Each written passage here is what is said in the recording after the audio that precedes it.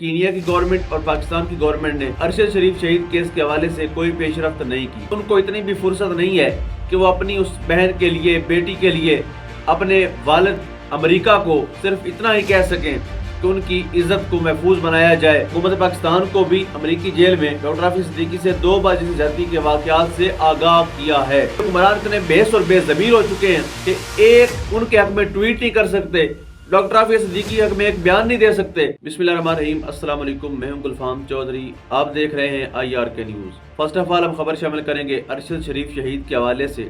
اقوام متحدہ نے ایک خط لکھا تھا اور انہوں نے ٹائم دیا تھا میکسیمم 60 دن کا، اس کے اندر پاکستان کی گورنمنٹ اور کینیا کی گورنمنٹ مشترکہ تعاون کے ساتھ اس چیز کی تحقیق کرے کہ ارشد شریف شہید کی شہادت کے پیچھے کیا محرکات تھے، اور اس ساری ڈیٹیل میں بتایا گیا تھا کہ ان کو کب پاکستان سے تھریٹ ملتے رہے، کب ان کے اوپر FIRs ہوئی، FIRs کی کیا نوعیت تھی، یہ ساری کی ساری تفصیل ارشد شریف صاحب کے حوالے سے شیئر کی گئی تھی۔ اس کے اوپر انہوں نے ٹائم دیا تھا کہ اس ٹائم کے اندر اگر آپ اس کا جواب دیتے ہیں تو اٹس اے گڈ، اگر نہیں دیتے اس خط کو ہم پبلک کر دیں گے، اور وہ خط پبلک ہوا ہے۔ اب سوچنا یہ ہے کہ اس پبلک ہونے کا مقصد یہ ہے کہ کینیا کی گورنمنٹ اور پاکستان کی گورنمنٹ نے ارشد شریف شہید کیس کے حوالے سے کوئی پیش رفت نہیں کی، اور کریں گے بھی کیوں؟ کیونکہ ان کے پاس نااہل بگوڑوں مفروروں کو ریلیف دینے کے لیے ہمیشہ ٹائم ہوتا ہے، لیکن ایک محب وطن پاکستانی جس کو یہاں سے پاکستان چھوڑنے پر نہ صرف مجبور کیا گیا بلکہ ان کے لیے زمین تنگ کر دی گئی اور ان کو دبئی میں بھی نہیں رہنے دیا گیا، ایون کینیا لے جا کر، کینیا تک پہنچا کر وہاں ان کو دیار غیر میں شہید کر دیا گیا۔ آج تک ارشد شریف شہید کی ماں، آج تک شہید کے بچے انصاف کے منتظر ہیں، انصاف کے متلاشی ہیں، مگر پاکستان کے سب سے بڑے قاضی کو فرصت ہی نہیں ہے کہ وہ چھوٹی چھوٹی چیزوں سے نکل کر ان بڑے کیسز کی طرف آئیں اور ان کی پریشانی کو سولو کر سکیں۔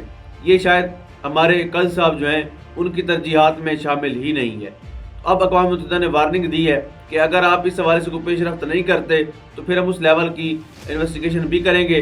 اب دیکھنا ہے کہ پاکستانی گورنمنٹ اور کینیا کی گورنمنٹ مشترکہ طور پر کس حد تک اس میں تعاون کرتی ہے۔ اس کے بعد بات کریں گے انتہائی افسوسناک خبر ڈاکٹر عافیہ صدیقی، جو اس قوم کی، اس ملک کی بیٹی ہیں، اور ہمارے حکمران اس حد تک بے حس اور بے حیا ہو چکے ہیں کہ ان کو اتنی بھی فرصت نہیں ہے کہ وہ اپنی اس بہن کے لیے، بیٹی کے لیے، اپنے والد امریکہ کو صرف اتنا ہی کہہ سکیں کہ ان کی عزت کو محفوظ بنایا جائے، عزت کے تحفظ کو یقینی بنایا جائے۔ ابھی جو رپورٹ ہمارے سامنے آئی ہے کہ جو ان کے وکیل ہیں ڈاکٹر عافیہ صدیقی کے، انہوں نے یہ انکشاف کیا ہے کہ جو ڈاکٹر عافیہ صدیقی صاحبہ ہیں ان کو امریکن جیل کے اندر 2 بار زیادتی کا نشانہ بنایا گیا، یعنی یہ ان کے وکیل کا انکشاف ہے۔ واشنگٹن سے وہ براہ راست بتا رہے تھے، ڈاکٹر عافیہ صدیقی کے وکیل نے بتایا ڈاکٹر عافیہ صدیقی کو جیل میں 2 دفعہ جنسی زیادتی کا نشانہ بنایا جا چکا ہے۔ امریکی جیل میں 80 سال قید کی سزا کاٹنے والی پاکستانی سائنسدان ڈاکٹر عافیہ صدیقی کے برطانوی امریکی وکیل نے حکومت پاکستان کو بھی امریکی جیل میں ڈاکٹر عافیہ صدیقی سے 2 بار جنسی زیادتی کے واقعات سے آگاہ کیا ہے۔ افغانستان کے بگرام جیل میں بھی ڈاکٹر عافیہ صدیقی سے جنسی زیادتی کی گئی۔ ساتھ ہی انہوں نے یہ بھی کہا کہ جو ان کو ڈاکٹر عافیہ صدیقی نے تفصیلات بتائیں وہ انتہائی تشویشناک ہیں، اور انہوں نے اس حوالے سے جو ان کی شکایات تھی ان کو وہاں پر داخل بھی کروایا جہاں پہ یہ کیس چل رہا ہے۔ عافیہ مومنٹ کے ترجمان کے مطابق ملاقات کے بعد ڈاکٹر عافیہ صدیقی کا مزاج کچھ بہتر نظر آ رہا ہے، اور انہوں نے دوبارہ ملنے کی خواہش بھی کی ہے۔ اب یہاں پر کچھ ہم بیگا پاکستانی، بیگا مسلم کچھ سوالات سامنے رکھتے ہیں۔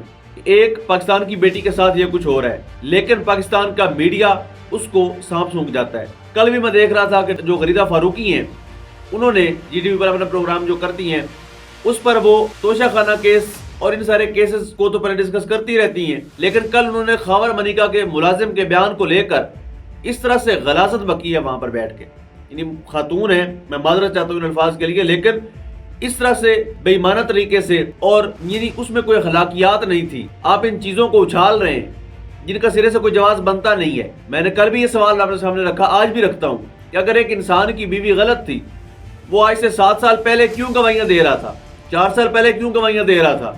اچانک سے 2-4 ماہ کے اندر اس کو ایسا کیا، اس نے ایک چلا کاٹا اور اس کے بعد اس کے سارا کچھ ہی بدل گیا، اور وہ اس حد تک بے حیا ہو چکا ہے کہ وہ اپنے گھر کے ملازموں کو اٹھا کے لا کر گواہیاں دلوا رہا ہے۔ اس سے حاصل کیا ہوگا؟ کیا ہمارے میڈیا کو حق نہیں بنتا کہ ڈاکٹر عافیہ صدیقی کی آواز بنے، اس پاکستان کی بیٹی کی آواز بنے جس نے پاکستان کے لیے کچھ کیا؟ اور ہمارے حکمران اتنے بےحس اور بے ضمیر ہو چکے ہیں کہ ایک ان کے حق میں ٹویٹ نہیں کر سکتے، ڈاکٹر عافیہ صدیقی کے حق میں ایک بیان نہیں دے سکتے، اور یہ ان کی ٹوٹل اوقات ہے۔ اور پاکستان کی عدالتوں میں جس طرح سے ہمیں نظر آ رہا ہے کہ آج 322 دن کے بعد توشہ خانہ ریفرنس میں جو درخواست دائر کر رکھی تھی کیس واپس لینے کے حوالے سے عمران خان صاحب نے، اس کو مسترد کر دیا گیا ہے۔ جج عامر فاروق جو چیف جسٹس ہیں اسلام آباد ہائی کورٹ کے، ان کا شرمناک کردار اور سیاہ کردار جو عدالتوں کے اندر ہے وہ ایک کینسر کی طرح ہے جوڈیشل سسٹم کے اندر۔ عمران خان صاحب ان پر عدم اعتماد کا اظہار کر چکے ہیں، لیکن پھر بھی ان کے سارے کیسز وہاں پر لگائے جاتے ہیں۔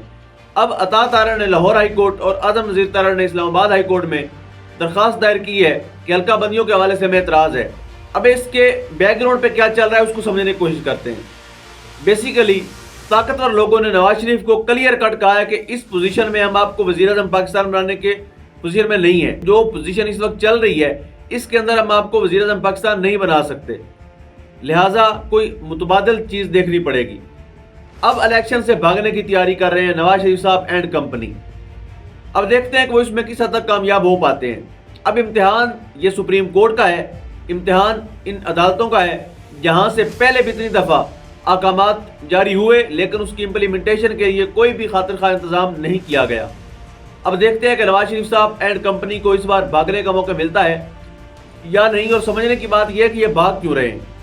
ظاہری طور پر گود بھی لے لیا گیا، اقتدار لینے کا وعدہ بھی کر لیا گیا، اقتدار میں بٹھانے کا، لانے کا، لانچنگ کا سارا کچھ منصوبہ جیسے بنایا گیا تھا۔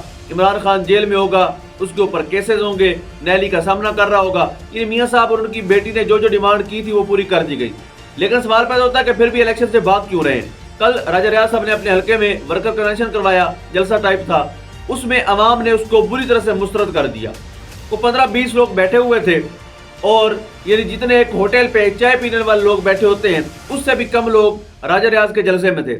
نون لیگ نے جب یہ کنڈیشن دیکھی تو ان کی جو ہے وہ سٹی گم ہوئی۔